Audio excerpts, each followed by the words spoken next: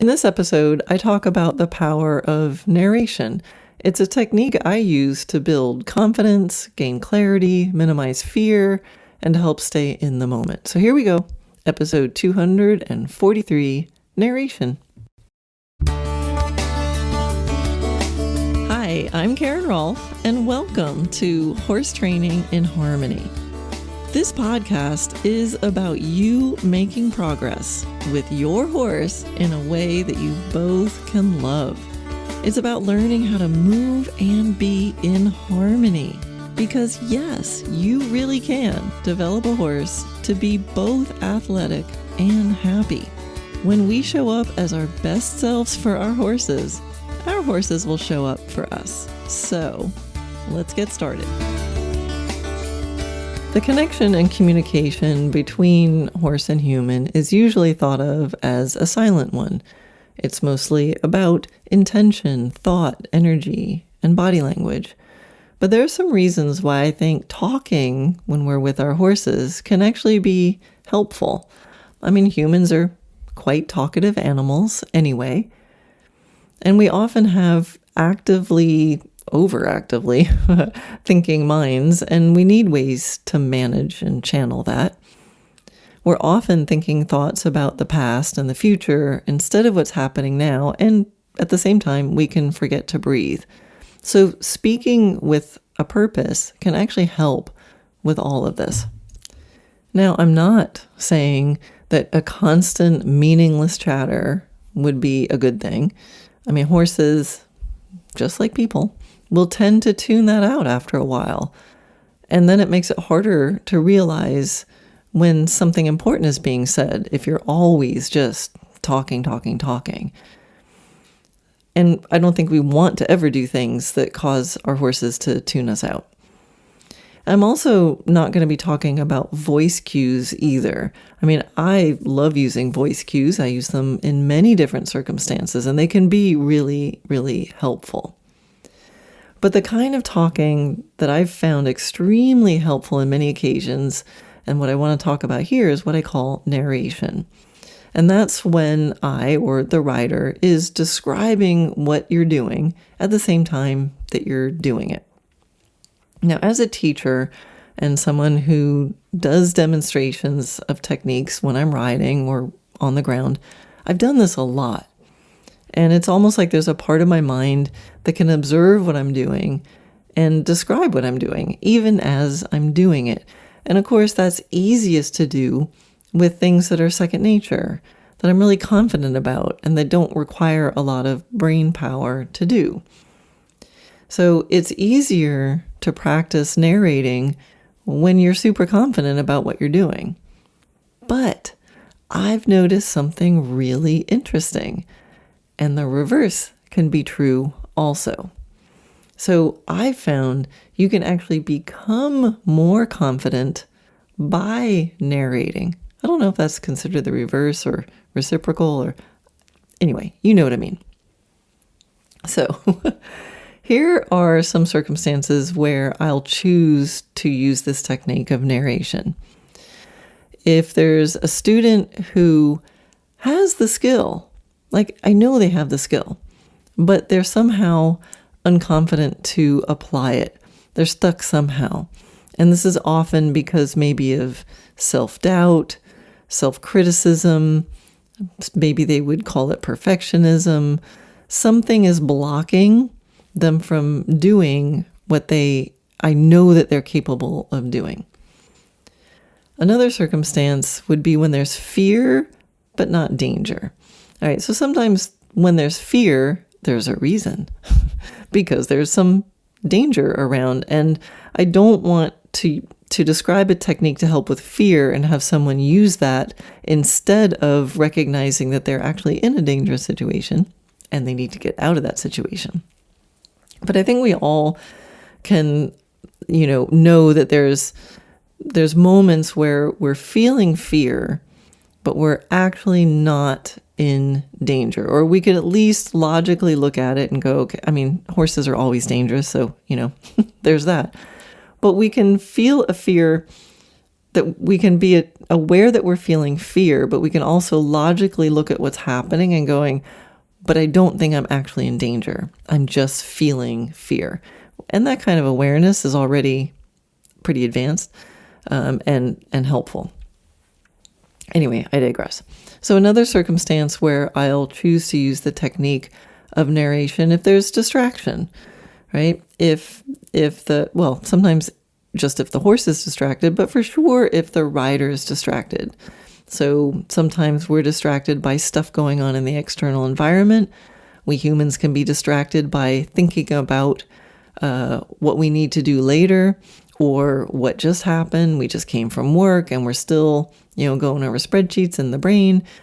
And we're not thinking about what's going on right now. And so I'll use narration in all those cases, because in all of those cases, actually, the mind is focused on something other than the present moment in front of them, right? So a student who's unconfident and not able to do what they know that they can do, it's the mind's focused on doubt about, the future. Are they going to be able to do it? Maybe they tried something and were highly criticized or humiliated by it. So they're thinking about the past. They're worried that they might make a mistake or it might be wrong. So something is blocking because the mind is not focused on the present moment. Like I said, with a fear, there could be a trauma from a past bad, accident with a horse, or something that happened where they got hurt. So it's like that past is bringing that fear forward. Or there's an anxiety about the future, like what might happen, right? I'm afraid that what might go wrong, because our human imaginations like to do stuff like that. Our brains are not always our friend. They're always trying to protect us, but they're not always our friend. Anyway, and if there's distraction, like I said, you're focused, your mind is thinking about something over there, something that happened before, or something that needs to happen later. So narration in all these cases will cause the mind to be more here now, or at least in a much near future instead of the distant future. Narration also will cause better breathing. It's much harder to hold your breath while you're talking out loud. And another nice thing about narration, or helpful thing, is you can immediately detect when you're unclear, when you're frozen. You can detect your emotional state because you can actually hear your own voice, right? And if you're paying attention, you can get a lot of information from the tone of your voice or the words that you're choosing. Or when there's the blank spot, like, wait, what are we doing? I don't know what I'm doing. Well, that might be a good time to stop and think about what you're wanting to do. I love using narration as a teacher because I get to hear my students' voices, and I can really quickly hear whether they're getting frustrated, whether they're unsure, whether they're afraid, right? So you can really tap into the emotional tone. And that's just great information to have. Okay, and so examples of when and how I'll use narration. And again, this is not just, I'll talk about students and using it in a student situation, but this is something I use all the time for myself. I do love to talk to my horses, and I find it helps me be really clear. It helps me remember what I'm doing and not be distracted. So if you think you might get distracted, this is a great technique to use. Anyway, okay, so let's say there's the unconfident student who knows the skills, but gets tied up in perfectionism or self-doubt, or there's some reason why it's not doing it. Now that person may be you, right? So are there things that you do where you're like, I know how to do this, but somehow you just get tangled up in yourself, or you aren't confident, or you're just not going for it, or you're tentative, or you always feel like you're kind of doing it, but not quite all the way. And you're left feeling like you're not sure if you did it or not. Or you're not sure if you got the result or not. So I will ask that person to pretend that they're a teacher doing a demo and narrating what they're doing. Now, at first, this can seem scary. It's like, hey, they already were filled with self-doubt. Now you just put them on an imaginary stage. But you can customize it. Like, this is just play. So make it work for you. So with one student, I might say, and depending on what they're doing, I might say, hey, pretend you're the teacher or the trainer, and this is a pony, that belongs to a 7-year-old, and she's having trouble with this. And so you get on the pony and you're demonstrating and helping. You're not only helping to train the pony, but you're helping to demonstrate to this 7-year-old exactly how to do it. And so you're going to automatically make it basic, find ways to, how would you teach a 7-year-old? You'd try to be really tactful and make a really small piece and make it really obvious and be super quick to show, like, there, did you see that? Did you see when the pony did that? Or if it's not working, and, like, let's say the little pony is not doing what you want it to do, you can go, you see, I'm putting my leg on and then the pony's doing this. And so that's why we have to follow through. And that's why we have to keep going to make sure the pony understands. And I'm really making sure I keep my body over here in this place. And I put this aid on it. Oh, look, there, she got it. Did you see that? Okay, let me demonstrate it again. And I'll tell you exactly how it's happening. Not yet, not yet. Oh, there, did you see that step? Okay, I'm going to do it again. Watch. Because I'm going to shift my weight, and I want you to really watch that left hind leg and just watch for when it steps over there. Did you see it? So that's the kind of idea. And so you might tell this student, like, find a scenario where they could be confident narrating. So a little pony with a 7-year-old. Or I've done the other end of the spectrum and I've said, okay, pretend you are a 5-time Olympic champion and I'll pick some foreign country, from the UK, and you are expert at exactly this. Your expertise is helping horses who don't know how to do fill in the blank, and you're going to help them, and you're such a good explainer, and you're really good at explaining what's happening so people can understand it. And so then you put on an accent, and it's like, oh, clearly the horse has not understood this yet. So I'm going to put my leg here, and I'm going to make sure that my weight is over here, and notice how I caught myself dropping the shoulder. And you don't want to do that. You want to make sure you're sitting up very properly. And I'm going to add my aid, and if the aid doesn't work, I might tap my boot with the stick very clearly, and I'm looking for that horse to step over, and there, did you see it step over? That was quite nice indeed. Okay, whatever it takes. Right, so hopefully now we've diffused the critical part of it, right? Because now we're being ridiculous, and you can do this out in your yard with nobody listening and be as ridiculous as possible.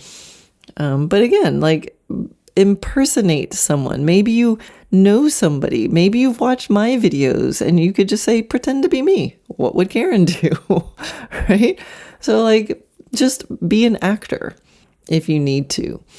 And yeah, and you narrate the good, the bad, the ugly. So again, this is not a demonstration of perfection. It's, you don't approach this thing, and now I shall do the perfect demonstration of the perfect use of aids, and I will get a perfect result. Don't do that. Like, that's probably not going to help. But you're going to say, I shall now demonstrate what it looks like to start this exercise and go through the first steps where it clearly is not working at all. And even if you're narrating and, like, you see how the horse is flipping its head up and down, and it's running through that left shoulder, and you see how contorted I get? Like, you really want to watch for that, because this can easily happen. And we want to just whatever it is, right? So the point is to have fun with it. And I hope I get emails from you guys with really funny stories about you playing with this. Or better yet, go to the show notes and look for the link where you can leave a voice message, and you can leave a short voice message and just give me the short story of how this went. Anyway, that's what that looks like. Okay, so now for the more fearful student, again, not in danger, but feeling fear, it's really important to have this person, which could be you, and it has been me, to narrate exactly what you're doing. And depending on how sort of frozen the person is, you can either just narrate exactly what you're feeling, or you can narrate what you're about to do. And often I will gravitate towards narrating what I'm about to do, or I'll ask the person, because it helps that person have a really clear plan. And it helps me know what they're thinking of. And probably most importantly, it helps them tell the horse what to do. Because when you're in fear, it's so easy to become frozen, like your brain locks down, and then you're not giving directions to the horse. And then some horses just tootle along and they're fine. But some horses start picking up on that and they start going, uh-oh, I don't know what to do. And now this is making me nervous. And then the fearful student feels the nervousness. And then, uh-oh, they're more nervous and they're more frozen. And then, uh-oh, the horse feels that and they're even more lost. And you see where this is going. So having a plan and just narrating the next 10, 15 meters in front of you. And this will, as a teacher, I know what they're thinking. But even if you're doing it all by yourself, it keeps you thinking one step ahead, keeps you having a plan, and it keeps you noticing if you don't have a plan and you don't know what to do, that would be a good time to stop. So speaking this out loud will keep this rider breathing, right? Because you have to speak. You're not going to be holding your breath. This is all going to help you be in the present moment, because in order to know what you're about to do, you have to know where you are. And you're making decisions based on how you feel and how the horse feels. All right, so what that might sound like is, okay, you're standing there with the horse, hopefully still breathing, and you're going to say, okay, I'm going to ask for a transition to the walk, and I'm going to go to the rail, and I'm going to go track right. And so you do that, and you go, great, thank you, that's awesome, that's a nice walk. When I get to the corner, I'm actually going to halt and just stand for 2 breaths, and then I'm going to walk forward and make kind of a square turn onto the short side. Great, okay, thank you, horse. Oh, I need to ask you to halt straighter. Great, and then turn the corner. All right, and that feels good. So when I get to the middle of the short side, I'm going to ask for the trot, and I'm going to go deep into the corner and then go down the long side. Okay, great. Oh, and that trot feels a little bit fast, so I'm going to do a 10-meter circle right here. Great. Oh, he's still a little fast, so I'm going to do another 10-meter circle. Oh, that's better. I'm going to give him a little pat, and then I'm going to continue down the long side. And when I get to the next corner, I'm going to halt. I'm going to stand there for 2 breaths.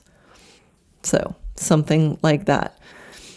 It might start to feel like, okay, and now I feel myself getting a little worried, so I'm going to go sit in the shade for a second. I'm going to think about what else I could do, blah, blah, blah. So that's how it might sound. And it can be really fun. I mean, I tend to do this often with my horses. I'll do it with an upper level horse when, if I'm doing upper level movements and maybe I'm practicing putting things together, closer together where I have to really be sharp and I can't be like thinking about something that just happened. I have to think about what's next. I'll just keep going. I'll be like, okay, well, all right, that change felt late, I'm now just going to reorganize. I'm going to keep going. And I think now I'll just do a serpentine of 4 loops so I can really think about the straightness and getting things on time. Great. That was good. Now I can, so it can be very advanced. Like it doesn't mean you're a beginner or something's wrong with you if you have to do this. So I'll often do this just to stay in that moment and practice thinking quickly. And if I feel myself going, okay, well, that didn't really work. And then I go, oh, I need to transition to the halt for a second because I'm not sure what to do next. And if you're not sure what to do next, you need to stop. So, you could stop or you could go, okay, I'm going to just do a circle here until I figure out what I'm going to do next. Okay, yeah, I think I'll do a shoulder in down the long side and get them a little more engaged and supple feeling. And then I'm going to, try that line of flying changes again. All right. So that would be an example of narrating as you go. So, I started talking about if it's fearful, but then I just went on to just being clear. But anyway, they're all connected. If you're feeling fear, you definitely need to be, we always need to be clear. But that definitely helps with a fearful student. But again, don't not use it if you're advanced. All right, I went off on a tangent. You guys get it. All right, I'm back. So another example that I said was if you're distracted. So you or a student is distracted. So that could be at a show. It could just be simply in a new environment. It could be stuff going on in your normal environment. It could be certain people come up and they're standing on the rail or they're in the area and you're now feeling self-conscious, right? You're distracted. What are they thinking? What are they doing? What might they do? What was happening at work? What do I have to do after I get off? Anything like that where your mind is just kind of bouncing around. Now, if you're in a situation where you're like at a show in a warm-up arena, or maybe some people came up to the arena and they're making you nervous because they're all like judgy and on Facebook, or you think that they might be, maybe they're not even paying attention to you, who knows, but you're feeling that. You might not want to just start narrating out loud. That might make you feel even more self-conscious, but you can still do this practice of narrating to yourself. You can do it under your breath. You can do it softly. And I still recommend doing it softly so that you get the breathing effect with it. And you'd be amazed at how much you can do softly and at the other end of the arena, or loudly enough in your mind that it almost feels like it's coming out of your mouth, but it's not. So you can do this, the world's softest version of this, but it will still help. And so that will sound just like the narration for anything else. It'll just sound like, what's happening now? This feels great. So now I'm going to do this. Okay, that was a little bit, that was a little tight on that inside rein. I felt some brace. Okay, so now I'm going to do a circle. And next time I do the shoulder in, I'm going to really see if I can be soft on that inside rein. Oh, it's still being a little tight. So I think I'm going to go to the walk. I'm going to just stand for a loose rein for a second. I wonder what I could do, and then, okay, let me try this. And so it's the stuff that's going on in our head. Just do it out loud. I think when we're riding well, there is this same narration going on. We're thinking this, or that even if it's subconscious, like there's this narration, there's some part of our brain going, I'm riding what's happening now, and I'm thinking about what I'm doing next, because most of us don't just randomly crash because we forget what we're doing. So just taking it to the conscious level is super, super helpful.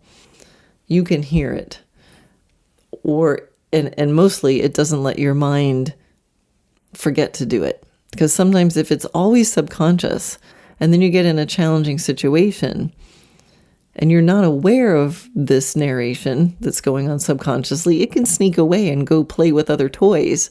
And you're like, wait, why is nothing working? Oh yeah, the narrator left the building.